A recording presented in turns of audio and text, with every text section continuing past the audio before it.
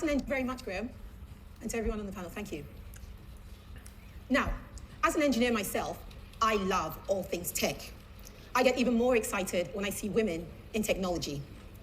So join me in welcoming to the stage Faith Adesimowo, our next entrepreneur, who's the CEO of Social Lender. Faith, join us. So, Faith, can you tell us what your business as a fintech company is doing to drive financial inclusion in Africa? Right. Millions of people in Africa lack access to basic financial services. And what seems to be the problem here? Trust. Trust is the main issue. The formal financial services or financial institutions lack a way of trusting these people. They demand a collateral that these people don't have, and basically the cost to serve them is high. So what we're doing at Social Lender is we're connecting these people to the formal financial services, leveraging on their social reputation. And so people in the rural areas can actually access formal financial services via SMS and USSD on our platform. But beyond that, Social Lender is one of the many fintech organizations or solutions that are disrupting the traditional financial markets as we see today. And they're enabling millions of people access to formal financial services, access to basic services that they were previously excluded from, such as pensions, credit, and healthcare. Now, what is exciting is that sub-Saharan Africa is one of the fastest growing fintech regions in the world today. In fact, I have to tell you that about 21% of adult Africans now use mobile money accounts, and that's amazing. This is literally almost twice the number we had in 2014. Super cool. One thing I do notice, though, is that here in the UK, fintech is flourishing. It is amazing. It gives a great opportunity for commercial investors who are seeking to make a return on their investments. Over the next decade, I am positive that we can do the same in Africa. But however, we have ways to go. We have need for more capital, we have need for more funding, and we also need an enabling regulatory environment that will promote financial inclusion and innovation, as well as promote other good things that follow with this. I believe that very crucially, it is important that we make strong partnerships that will focus on showcasing what works and what doesn't work so that we can learn from each other. And most especially, we do need to be able to build strong businesses, strong fintech solutions that will leverage on all of these things I've mentioned before and also show true positive social impact. Thank you. Excellent. So, Faith, it sounds to me like you're saying you have a great business, there's a ready market, there's some challenges with some regulations, you need investors to scale up, and Africa presents a great opportunity for anyone who chooses to partner with a business like yours. Yes, you're very correct. Excellent. Thank you so much, Faith. Thank you very much. It's now my pleasure to welcome the leader panel. For the leader panel, we'll have 3 heads of state, development secretary, and the president of the African Development Bank. So without further ado, may I welcome to the stage, join me in welcoming to the stage, His Excellency President Kenyatta of the Republic of Kenya. This one? Oh. His Excellency President Nana Akufo-Addo of Ghana. His Excellency President Mohamed Ghazouani of Mauritania. And Dr. Akiwumi Adesina, President of the African Development Bank. And the UK Secretary of State for International Development, the Right Honourable Alok Sharma.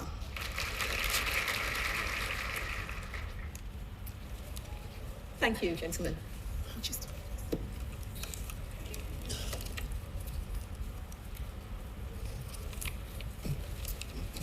If I may, I'll start with you, President Kenyatta. Your Excellency, with Kenya consistently moving up in the rankings for ease of doing business, and clearly being a trailblazer for sustainable bonds in East Africa, with a dual listing in Kenya and London of the first corporate green bond, what further reforms are needed to harness the potential for sustainable development? Well, thank you. I think I'll begin first and foremost by saying that I think it's a reality today that with a growing climate crisis, we are all going to have to work in different ways, especially us in the developing countries, in order to be able to ensure that we are able to sustain our economic development in line with our respective country visions, Agenda 2030 for us in Africa, and also maintaining and ensuring that we achieve our SDGs, while at the same time maintaining growth in order to ensure we create the jobs that we need in a sustainable and an environmentally friendly way. So we all must start thinking out of the box. In fact, as we heard this morning, if it's in terms of energy, we need to be able to see how we're going to propel ourselves to ensure that we are producing more and more and depending more and more on green energy. As you said, today we were at the London Stock Exchange, where we launched Kenya's first green bond, which is going to go into a $40 million bond, which will go into helping us put up 5,000 environmentally friendly units for university students, accommodation for university students. We're also moving forward to see how we can also focus ourselves as a country on our first ever sovereign green bond, which again, we want to put to use to develop additional capacity, especially in energy, in housing and sustainable housing. And these are some of the things that we are working on in Kenya, recognizing that in partnership with private sector and us as government, and a clear focus on the issue of sustainability, especially with regard to climate change, we want to be able to create that regulatory framework that allows business, the private sector, to be the engine of helping us achieve our developmental objectives, but again, in a manner that is sustainable and that is environmentally friendly. And in fact, one of the things that we have also done is to ensure that these green bonds, as we're calling them, we give incentives so that they're much more attractive than regular bonds in terms of we're not charging interest, for example, on the coupon, they're tax-free on the interest. And all of this really is just aimed at encouraging our private sector to move more into eco-friendly business that allows us to achieve our objectives while at the same time protecting our environment. Excellent, Your Excellency. It sounds like sustainable investment is real in Kenya, and it also sounds that a lot of measures have already been taken to make it viable. So if I can push a little harder on that point, what are some of the concrete measures that are being taken to make sustainable investing attractive to other investors as well? So sustainable investments in Kenya. Like I'm saying, first and foremost, we have tremendously improved the ease of doing business in Kenya. Mm-hmm. We have improved by approximately 80 percentage points today. I think Kenya is the third most attractive investment destination of the African continent. This is in line with our own policy of recognizing that we need to deal with all the governance structures, we need to deal with all the obstacles that impede business, that prevent business from participating with us to achieve our objectives. And this has been a very clear focus of our administration, that we need to be able to put in place business-friendly policies that will allow business to prosper and attract more direct investment. In fact, I can say that for the last 2 years, Kenya has attracted more FDI into programs such as geothermal development, wind and power, to the point that today 70% of all the power that we generate in Kenya comes from sustainable sources. But there is still room for more growth in that sector. And as government, we're saying that we want to pull out and we want private sector to fill in that gap by creating appropriate frameworks that make it attractive for private sector to come in and fill that gap. Thank you very much. If I may move on to Your Excellency, President Akufo-Addo. With Ghana being one of the fastest growing economies in the world, and as a great supporter of partnerships yourself in realizing the full potential of growth opportunities for Ghana and Africa's economies, we have seen that the UK-Ghana partnership is working to tackle barriers and open up investment in Ghana, for example, to the Ghana and London Stock Exchange partnership. What more could the City of London do to increase investment in Ghana and other African countries as a whole? So once again, let me thank you for the opportunity to be on this panel, to be part of this summit. I think the London Stock Exchange has a really big historic opportunity.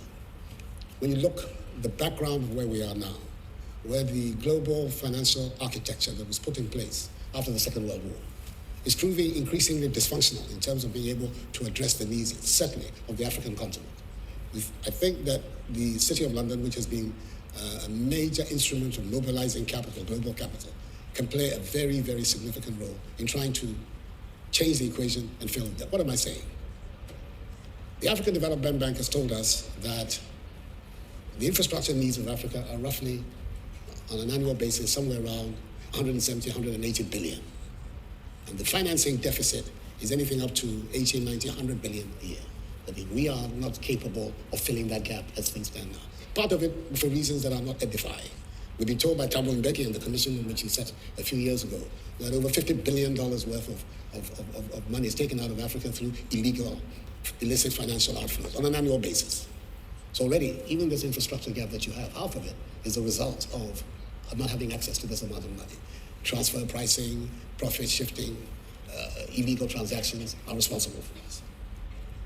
So, at the same time, and this is information that we've got out of Bloomberg, it's telling us that investment-grade bonds, there are some $17 trillion of it which are attracting negative interest rates. You have another 24 trillion odd million which are in low-yielding government securities, and some $8 trillion of cash waiting for better opportunities. That is somewhere in the region of $50 trillion million of money which is available for investors, which is not finding. When it comes to Africa, you go and try and raise money on the capital market, you pay something called the African risk premium. Yes.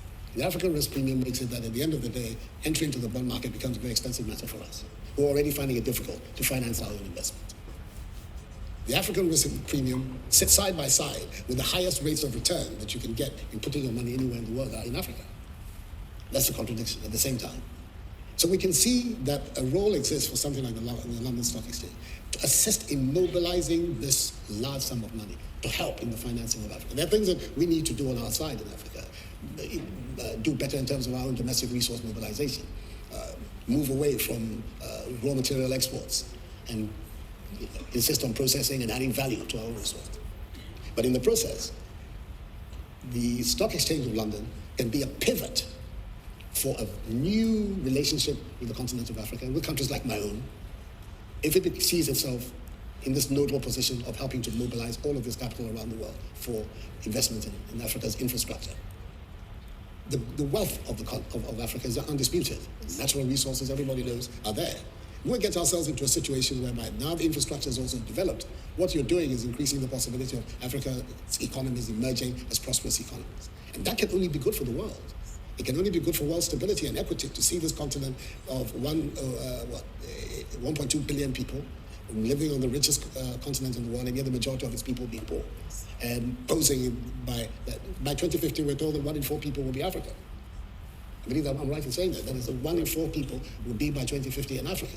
And if 1 in 4 people on the planet are hungry and desperate and disadvantaged, that is not a prescription for global stability and peace. So there is an urgent need for us, very, very supportive of the statement that President Kenyatta has made, that we need to think outside the box in trying to find a way of addressing the infrastructure deficit that there is and finding novel instruments for financing Africa's infrastructure.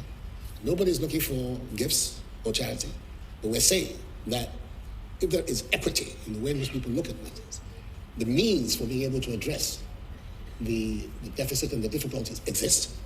And I think that the London Stock Exchange can play a really significant and important role in this new thinking that, in my view, is absolutely important for the future of the continent and for our relations with countries like Britain and the world. Thank you very much, Your Excellency. Just to pick on your point, particularly and zooming in on infrastructure, what can we do to support an increase in private financing of infrastructure, sustainably financing infrastructure? The first thing, of course, is to look at this whole African risk premium.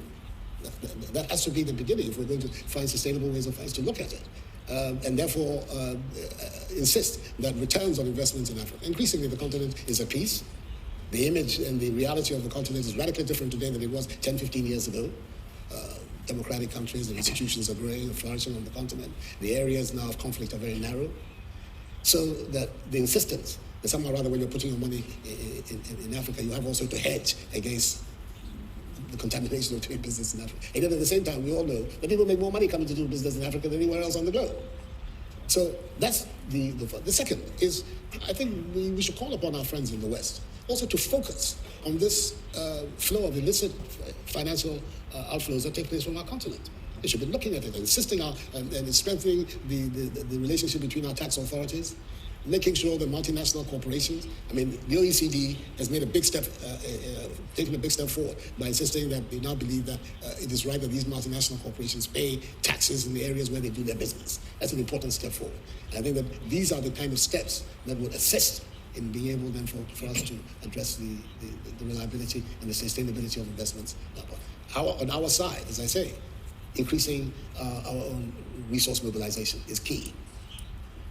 And we're doing it also by insisting on value for money in the transactions that we're going by. And that, of course, means cutting down on corruption and making sure that the infrastructure projects, if they're designed for 100 million, they're designed for 100 million, not for 150 million for some people to share the 50 million, yes. etc. But so these are some of the measures. Thank you very much, Your Excellency. I'd now like to move on to President Mohamed Ghazouani. Your Excellency, Mauritania is called by some a blue ocean opportunity that is strategically advantageously positioned between the Maghreb, Sahel, and Sub-Saharan Africa, and one of the 10 fastest growing African economies. What are the key areas of opportunity that your government is seeking to promote? Merci beaucoup. Effectivement, comme vous venez de le dire, la Mauritanie occupe une occupe une position stratégique importante entre le Maghreb et l'Afrique. Au niveau de son économie, ce qui est l'objet effectivement de votre question, la Mauritanie dispose de potentialités très importantes. Les aspects ou les secteurs clés de son économie sont essentiellement les mines, la pêche, l'agriculture, l'élevage, les hydrocarbures, les énergies renouvelables plutôt. Donc, en ce qui concerne les mines, mon pays dispose de ressources importantes, essentiellement du fer, du cuivre, de l'or. En ce qui concerne le fer, nous avons des potentialités importantes. Nous exportons annuellement une moyenne de 11 à 12 millions de tonnes. En ce qui concerne le cuivre, nous sommes à peu près au niveau de 35 000 tonnes an. Au niveau de l'or, la production est d'environ 350 000 onces. Et ça peut être porté jusqu'à 1 200 000 par an. En ce qui concerne la pêche, nous avons des côtes, la Mauritanie dispose de côtes très poissonneuses, c'est une ressource très importante. Nous avons un potentiel de pêcherie permissible jusqu'aux environs d'1 200 000 tonnes de pélagique. Nous avons à peu près 35 000 tonnes de céphalopodes qu'on peut pêcher annuellement. Au niveau de l'agriculture, nous avons des superficies énormes cultivables, dont 135 000, aux environs de 500 et quelques 1000 hectares. Au niveau important, ça peut seulement les lieux. Government taking, si je peux continuer avec une deuxième question, what measures is the government taking to attract more sustainably minded investors, particularly because you talk about a lot of natural resources that need to be protected, as well as creating prosperity for the people of Mauritania? Oui, nous avons déjà, dans ce sens, pris des mesures intéressantes et nous sommes promoteuses dans ce cadre-là. Nous engageons une politique de modernisation des... And the continent, which is very spearhead. I'd like to turn now to the African Development.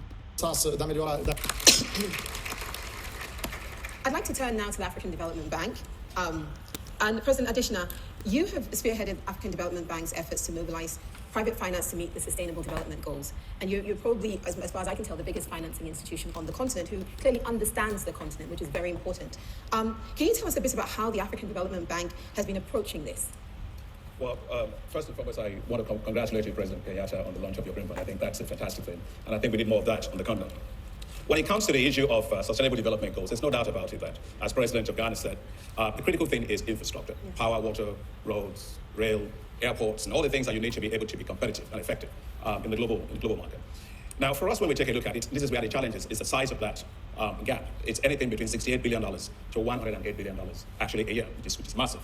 But it depends on how you look at it. It's either the cup is half empty or half full.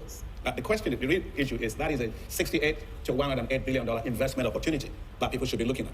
And I think that is one thing. Africa is the place. If you're really going to be on the cutting edge of investing in infrastructure, Africa is the place to do. Now, what are we doing to try to mobilize and close this particular gap? One thing that private sector actors always face is, you've got the money, but where are the projects? And the projects bankable projects? And so the first thing that we do a lot at the African Development Bank is actually we have instruments that allow us to support the development of bankable projects. Together with the African Union, for example, we have what's called the NEPAD Infrastructure Preparation Facility, which we've actually used to support infrastructure downstream financing of about $8.5 billion. And so for every dollar we spend on that project preparation, we're able to mobilize $525. So you can see high risk, but it's also high return. And that's a role that we can play. Now, we also have established something called Africa 50 as a private equity platform that invests in project preparation and the excellencies of all members of that, and also in terms of project financing, right? But I'm delighted this morning, I'm here with the Secretary of State for DFID, that we're delighted to announce actually to you all this morning a joint partnership to be able to deepen the preparation of project preparation in Africa. And so we'd like to announce to you this morning the DFID, African Development Bank partnership on infrastructure facility, which will be £80 million that has just been concluded. And I want to thank the Secretary for that. You know, for £80 million, think about every dollar leveraging 525. That just tells you how much we can do with that. The second thing that we try to do is the issue of risk. And I think President Akufo-Addo began to talk about this. Well, look, if you do not know how to swim, water looks scary for you, right? And so when you look at risk, I think the issue of risk in Africa is way exaggerated. Africa is no different. In fact, if you look at the data actually shows that the risk of loss in Africa is one of the lowest you have in the world. Lower than Latin America, lower than in Asia, lower than in Europe, right? Yet the capital flow is asymmetric, it's on the other side. So the issue is really perceived risk. It's a big issue that we have to continue to do. Now, when it comes to some of the risk, whether market risk, financial risk, project risk, or political risk, we have instruments that we use to do that. For example, President Kenyatta here, we supported the Lake Turkana project, which is the Africa's largest wind power project. We provided about $20 million to de-risk the private sector that in case Kenya does not build the transmission line, they will lose money. So we provided that in terms of being also senior debt that we provided. We concluded that, and it's congratulations, Mr. President, you launched that last year, and it worked very, very well. We also have another facility. It's not just Kenya or the big countries. How about Chad? How about Mali? How about Burkina Faso, the small countries? We're able to say, oh, it's a fragile state. Well, I'm not scared of anything fragile. Africa is my backyard. And we have instruments to do that. We have something called the Private Sector Enhancement Facility, which is $500 million that we use to reduce risk of infrastructure financing by private sector in fragile states. And guess what? Every dollar, we mobilize 5 times. And we've been doing it now for the last 4 years as a bank. We have not lost a single dollar in any single so-called fragile state. If you know your neighborhood properly, you don't have to be afraid of that issue. Now, the other thing I want to say is capital. Obviously, one has to worry about infrastructure, power, about access and affordability. So the cost of capital is important. So one thing that we do as a bank is that we also deploy concessional financing, blended finance. It allows us to do things like infrastructure that can be affordable to people. Thank you. Well, let me make 2 additional points. I know you want to. Yes. But I'm a banker and I have investors here, so let me make my pitch. One is, a lot of people here today, you have institutional investors here. We've got in London $8 trillion that's in the assets under management. Only 1% of that is actually invested in Africa. And so we have the instrument of African Development Bank. We launched what's called the synthetic securitization 2 years ago, where we took the risk on our non-sovereign portfolio and we transferred it to the private sector. The institutional investors, $1 billion, the biggest that any multilateral development bank has done. So we have the instruments to support that, and I think the institutional investors here can be confident that the instruments are there. But finally, it's about how you attract investment to the continent. The African Development Bank has the Africa Investment Forum that we have with our partners. And last year, we were able to have President Akufo-Addo was with us. We were able to attract $40.1 billion of investment interest in projects across Africa. The Minister of Finance of South Africa is here, all in less than 72 hours. And so that just tells you that as you look in UK, outside of Europe, one door shuts, another one opens. Africa is the place to be. We have the instruments to do risk. We have the capital to do that. Whether it's co-finance, whether it's syndication, whether it is guarantee facility, that's there. So don't get scared of Brexit. You can exit and look the other way, and Africa will be there. We're ready for that. Thank you. We've heard so much about partnerships, opportunities on the ground to create prosperity, and the need to change perspectives. And so I'll throw my final question to you, Right Honourable Alok Sharma. As International Development Secretary, prior to entering Parliament, you actually spent 16 years in the city. So you have a fantastic understanding of both sides, the business side and also obviously the government side, both public and private sector. So my question to you is, particularly as our host I should say, not me, what role does the UK government see for the city in mobilising investment into Africa after hearing about all these opportunities? Well, thank you, Lucy. And can I just point out, ladies and gentlemen, that the Prime Minister of my country is the host. I'm not, just in case there was any misunderstanding. This morning, I was at the London Stock Exchange with President Kenyatta, and we're brilliant that we launched this London listing, cross-listing of the Green Bond, the Simba Bond. And precisely a week ago, I was in Nairobi at the Stock Exchange, and that was when the main listing took place. And really exciting landmark moment. And I was asked to ring the bell. And in Nairobi, they have a physical bell, rather than in London, where you just press a button and something happens. And I was told to ring the bell with vigour, and I did. And the top fell off. It did. But I'd explained that I was channeling Boris Johnson's government's new energy, and that's why that happened. But what was very exciting was the fact that the UK government actually supported the development of that bond, the regulatory environment around green bonds, and of course we also provided a partial guarantee to investors through Garanco. And I think that is the future. If you look at what is going right now in terms of development money into the developing world, there's about 160 billion put in by governments around the world. The UN, as you will know, estimates that we need an extra 2.5 trillion every year up to 2030 to meet the Sustainable Development Goals. The only way we can do that is by corralling in private sector money alongside, and that's where I think the City of London absolutely comes in, totally preeminent. I think it hosts more African companies than indeed any other international stock exchange, and I think that's great news. In terms of what we are doing from a UK government perspective, I announced on Friday another £400 million worth of support in terms of improving regulatory environments, financial markets in 45 countries across Africa. I also announced our plans to work with the World Bank and IFC to get more local currency offshore bonds into the market, and also a competition within the city to see whether we can come up with instruments which can be listed, which will attract more private sector money in. The final thing I want to say is that I've been really seized by the fact that we need much more private sector funding into infrastructure. And the reality is that Africa has a fabulous future. But right now, less than 4% of all FDI across the world goes into Africa. And we have to collectively change that. So I set up in August, when I came into this department, a infrastructure commission led by Greg Hodkinson, who used to run Atkins. He's here in the audience, and I want to thank him and all the commissioners because they've now come forward with their suggestions. And one of the suggestions, which we're acting on, is setting up a development development facility, project development facility, which will allow us to see how we can get private sector money into infrastructure. And I'm very happy to announce that as a first step, only as a first step, we've got partnerships which are going to go forward with Kenya, with Ghana, with Uganda, with Egypt, with Ethiopia. And that, ladies and gentlemen, is the future where the UK can support, through the brilliant City of London, our expertise and the support we provide through DFID, to make sure that we have money going into infrastructure, not just government money, but private sector money. And I'm absolutely confident that if we work at this, we will make it a success.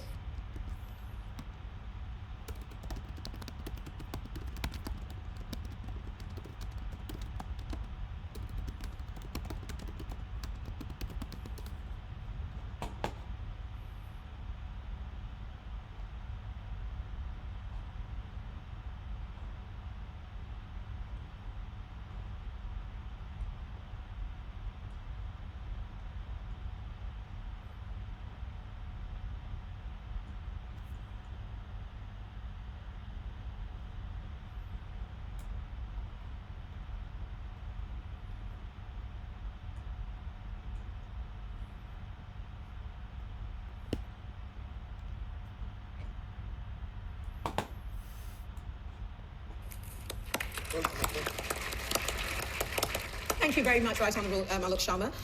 And thank you very much, Your Excellencies, for all your insightful, not contributions, that's not the word, but actually your deliveries, because this summit is about action. It's not just about talk, it's about what's happening and what is to happen. So I hope you've all been taking notes. And join me again in thanking our Excellencies as they leave the stage.